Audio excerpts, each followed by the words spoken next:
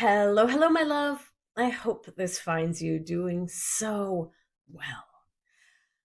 If you're new to the show or if you're just tuning in after a minute away, we're in the middle of a series. So I'm going to recommend that you go back a couple episodes, situate yourself in this whole conversation about feeling your feelings. Come on back to here, episode 312. Also, if you've been with me since the start, how are we on episode 312? Time is so weird. Anyway, we are talking about feelings and feeling our feelings and why sometimes it can be challenging to feel our feelings. What is beneath that?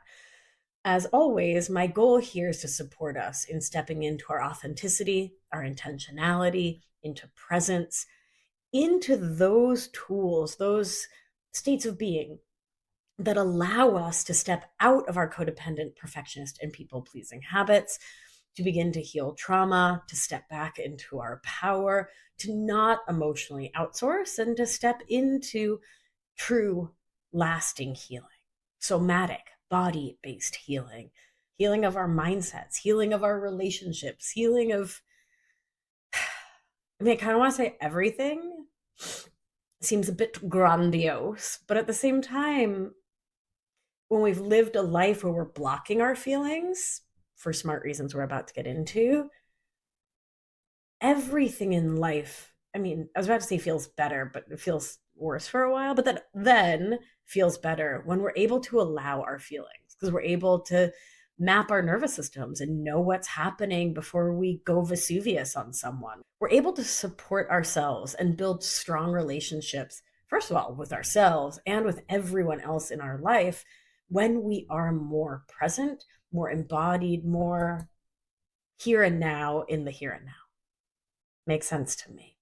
We also can feel a lot safer, right? We feel more safety with ourselves, emotional safety, when we know what's going on and when we don't have this story inside us that some feelings are scary, some feelings are bad, some feelings should not be felt. And so we need to push them away, buffer against them, have another drink, or smoke something, or overexercise, or overeat, or avoid conflict, or do things we don't want to do so that other people won't be upset, because then we'll be upset because they're upset, because codependent thinking, right? It's so many layers of our growth can be unlocked in a real way when we allow ourselves to feel our feelings. And so, in true feminist wellness style, I want to continue to look at the reasons why we don't let ourselves feel our feelings, particularly right now in this moment of really heightened anger, despair, worry, frustration in the US and globally since the inauguration, because it's really, really important that we feel our feelings if we are to be a part of interdependent mutual aid to support ourselves and those in our communities who may be more impacted by everything that will come in the next 4 years with this administration. So I share the why, like why you might not be letting yourself feel your feelings, towards the goal of supporting you to bring in more compassion, more empathy, more care for yourself, your inner children, the parts of you who say feelings are a no thank you, so that you can release any self judgment that may be keeping you from actually feeling your feels, or just that keeps you revved up in sympathetic activation. So, we're continuing our series on why it can feel so hard, so challenging to allow ourselves to fully feel all of our feelings. Last time, we talked about fear of being overwhelmed by big feelings, not having the tools to process emotions, and we touched on the role of trauma in shaping these patterns. Today, we're diving into 3 more reasons that hit close to home for so many of us. 1, shame about having negative emotions, or negatives in air quotes, she says while recording a podcast. 2, cultural and gendered expectations. 3, hyper focus on the needs of others, I would say to our own detriment, right? Which is part and parcel, of course, of the definition of emotional outsourcing, which is when we chronically and habitually source our sense of safety, belonging, and worth from everyone and everything outside of ourselves instead of from within to our own detriment. These reasons are deeply interconnected, and each one is shaped by the stories we've absorbed from our family, society, culture, religion, and of course, our nervous systems. So let's get into it. One, shame about negative emotions. And I want to show's called Feminist Wellness, and I should do a whole critique of like the wellness industrial complex because a lot of it's was long creepy for a long time and is getting worse. And I want to particularly speak to those of us who are on a spiritual journey, who are doing like spiritual work. So often there's this like stigma against negative emotions, right? That I think is just such garbage. And the number of times that I see the like hashtag positive vibes only, I mean, y'all, all vibes only, right? We need it all. So let's pause and I'll ask you, how often have you caught yourself labeling feelings like anger, sadness, frustration, resentment, fear as bad or negative? Maybe you think, I shouldn't feel this way. I should be more evolved than this. I should be more enlightened than this. Or why can't I just be grateful? Why am I always criticizing? Why do I have such big emotions? My beauty. All these critiques and criticisms, when they're in that energy of like claws out against yourself versus the like, I hear that I'm having this feeling of resentment and anger, and I want to allow the feeling and then find some gratitude. That's a different thing. Put that aside. But the like basically whining at yourself or poking at yourself or jabbing yourself, my angel, my love, my beautiful love, that is shame talking. And it is sneaky and insidious, like codependent thinking itself. Shame thrives on judgment. It convinces us that certain feelings aren't just uncomfortable, they're wrong. And by extension, we're wrong for feeling them. This isn't random, it's rooted in the brain. The insula, which tracks internal sensations, and the anterior cingulate cortex, which processes emotional pain, work together with the default mode network to create stories about who we are, identity stories. If we've learned to judge and thereby eschew or push away, buffer against our emotions, these brain systems spin up a narrative of shame. I'm broken for feeling this. Good girls don't feel angry. Fill in the blanks for you. That means there's something wrong with me for feeling this feeling. Oof. And when you're spinning in that belief, when that's the story, what's your nervous system going to do? Spike right up into sympathetic, fight or flight. And then you've lost so much of your cognitive capacity, your ability to really tap into sensation in your body's map where you're at and be present for yourself. Out the window, my sweet little chicken nugget, right out the window. For example, I once worked with a client, Sophia, who struggled so much with anger. She grew up hearing things like, good girls don't get mad. So whenever anger bubbled up, she'd push it down and she would smile through gritted teeth. She also told me she would take her nails and kind of push on her hand to keep herself from talking, to keep herself from getting visibly angry. I'm fine. I'm fine. I'm fine. That became her endless mantra. In Anchored, we worked on reframing anger as a signal, her body's way of saying, something here isn't working for me. Over time and building that self-trust to actually believe what she was hearing from her body and to believe that she was worth speaking up for and that she and her joy was worth maybe having some conflict over. Over time, Sophia started to recognize her anger as an ally, not an enemy. And as I alluded to before, it really doesn't help that we live in a world obsessed with toxic positivity. The idea that if you're not happy all the time, if you're not finding the gratitude or silver lining, I think especially as human socialized as women, there's something wrong with you. But my beauty, we need to pause and really remember that emotions are not moral. Anger isn't bad. Sadness isn't a failure, they're messages, not verdicts. Imagine your emotions instead as little children tugging on your sleeve and saying, hey, pay attention to me. Shame tells you to swat their hands away. But what if you kneeled down, looked them in the eye, and said, I hear you. I'm with you. I'm paying attention. And by my being by your side, we can step into safety. We can embody safety. I can remind you that you're worthy of care and you have belonging. Isn't that so much more powerful? I sure think so. 2, cultural and gendered expectations. Now let's zoom out to the bigger picture of society. For centuries, women have been taught that their worth lies in being agreeable, pleasant, and selfless. Crying too much? You're hysterical. Feeling anger? You're unladylike. So, too, for dudes, boys don't cry, right? It's a real problem.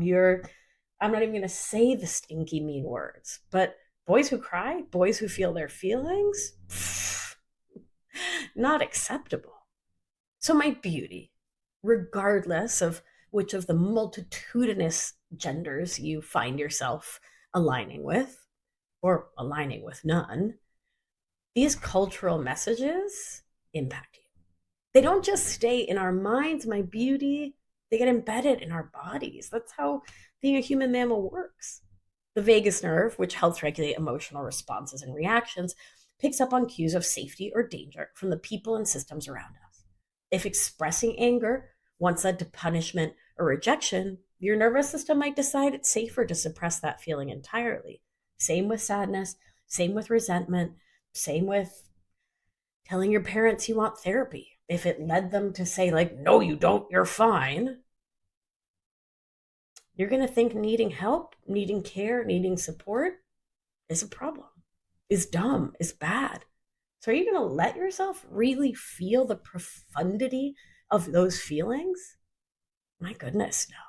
Take my client Liz, for example. She grew up in a household where any sign of sadness was met with, stop crying or I'll give you something to cry about. Ugh, gives me the ickies to even just say it in like a chill, neutral voice.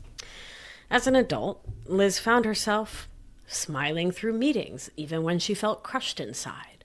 Her body had learned, for very good reason, that showing emotion could lead to punishment. But I would actually say that her body believed that showing emotion, probably having wants and needs as well, would lead to punishment.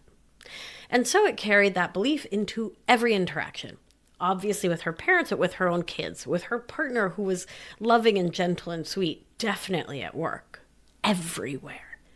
Through somatic work, Liz started to notice and release the tension she carried in her jaw whenever she suppressed tears.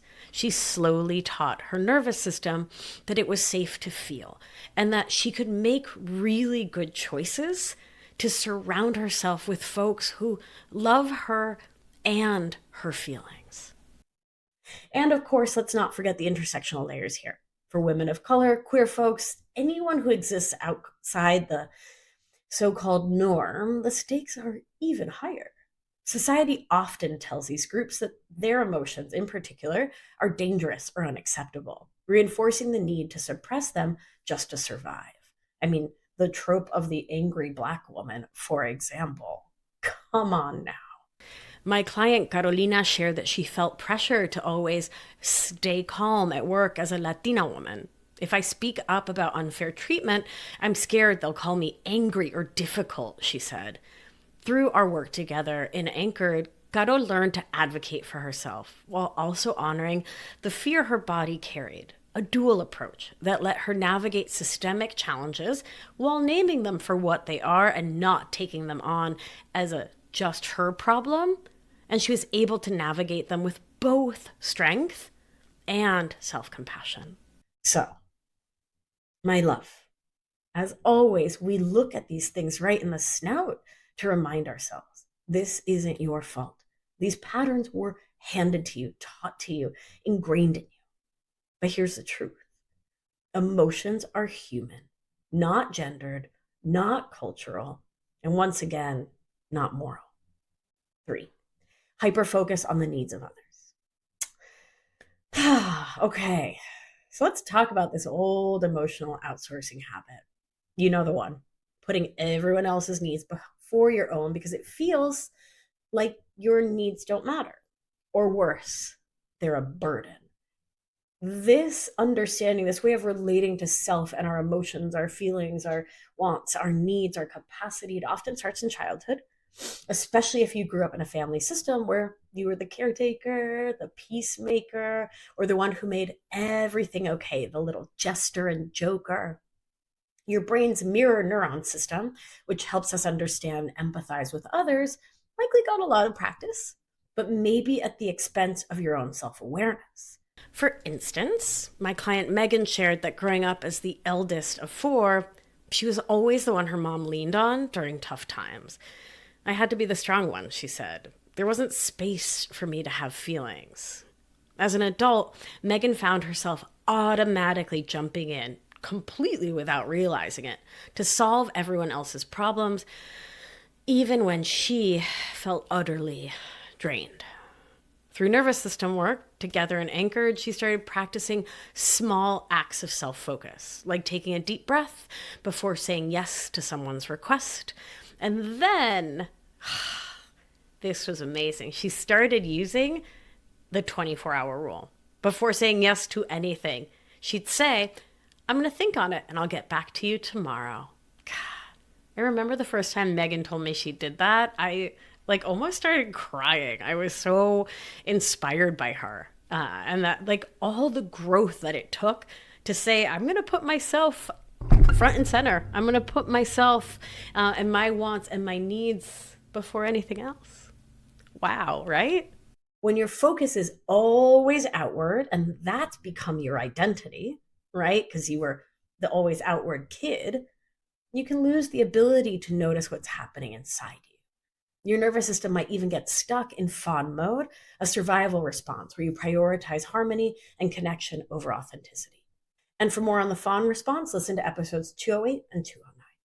Take Priya, who told me, I'm so busy making sure my partner's happy that I don't even know what I want anymore.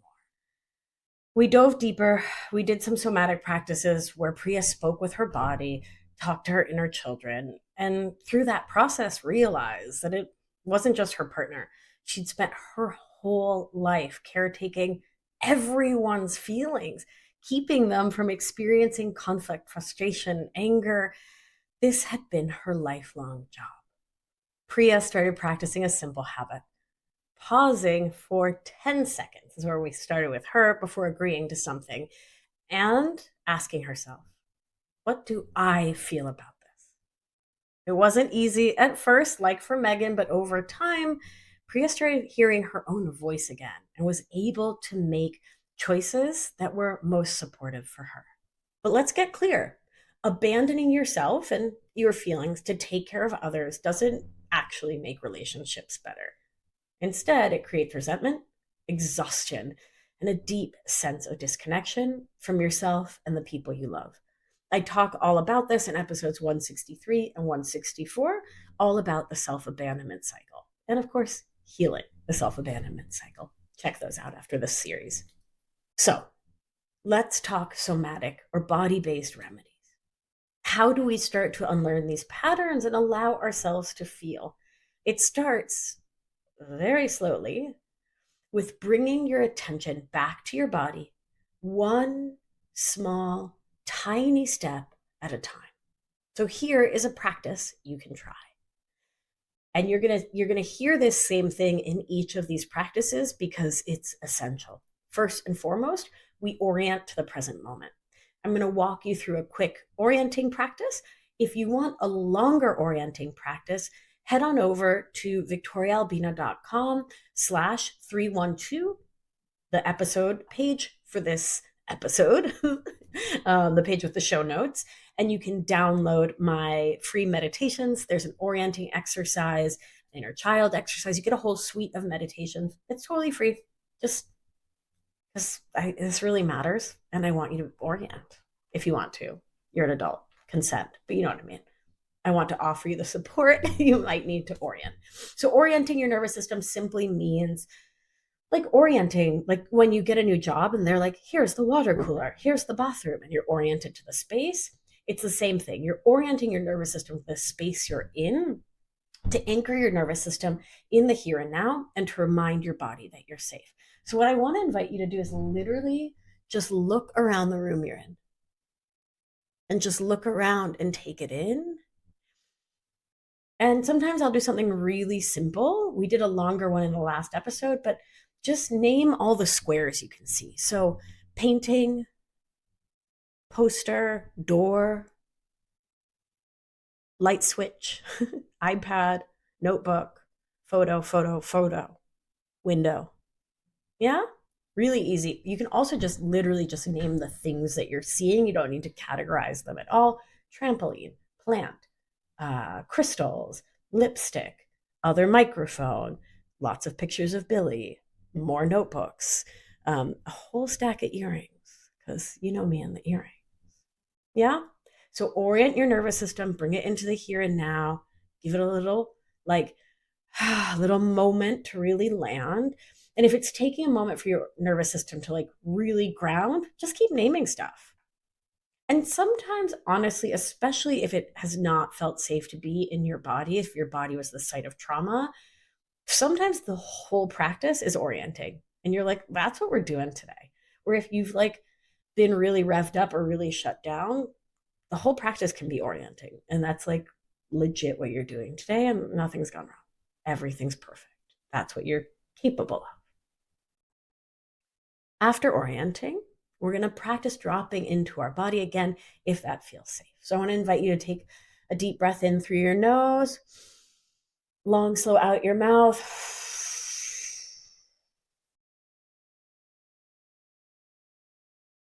Place one hand on your heart and one on your belly if that feels okay and safe.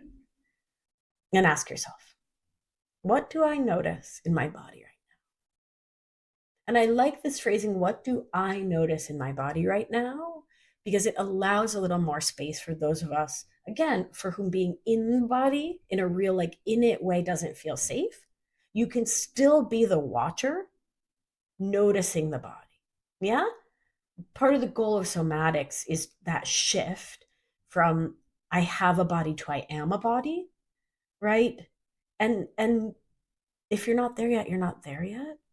So just be the consciousness, the watcher noticing your body. So maybe there's a tightness in your shoulders.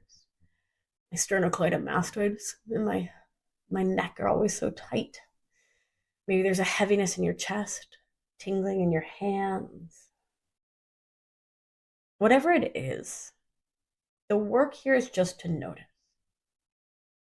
No need to fix it or change it. You don't need to label it or tell stories. Just notice. And then give yourself permission to feel. Say to yourself, in this moment, right? Because we're staying in this oriented, grounded moment, it is okay to feel this feeling. It is okay to feel this sensation. Right now, in this moment, right? So we're creating that little container for the emotion, right? Because your body's probably unlikely to feel you or to believe you rather if you're like, it's always okay for me to feel anger. Your body's probably going to be like, or your brain's going to be like, that's BS, sweet pea. So in this moment, it's safe to feel this. Repeat it a few times, letting the words settle into your brain, settle into your body. If shame or judgment come up, that's okay. Nothing's gone wrong. I'm not saying it's pleasant, but nothing's gone wrong. Imagine the shame just floating like a cloud through the sky of your mind. That's a Pema Chodron line. Yeah, imagine the judgment. You can put it on a cloud, judgment. Let it just float on by. You don't have to fight it. You can just let it drift. Let it move through. And then finally, take a tiny action. Ask yourself, what's one small thing, like kitten step size thing, I can do to honor this feeling? Maybe it's writing it down, moving your body, or even just sitting with it for another minute before moving on to the next thing, before grabbing your phone, before whatever. What's one small thing I can do to honor this feeling? You could take a breath with the anger. You could journal. You could go for a walk with the sadness. Yeah. If you're a New Yorker, you could get on the number 2 train during the day. That's a great train to cry on. What's one small thing I can do to honor this feeling? All right, my beauties. That's where we'll pause for today.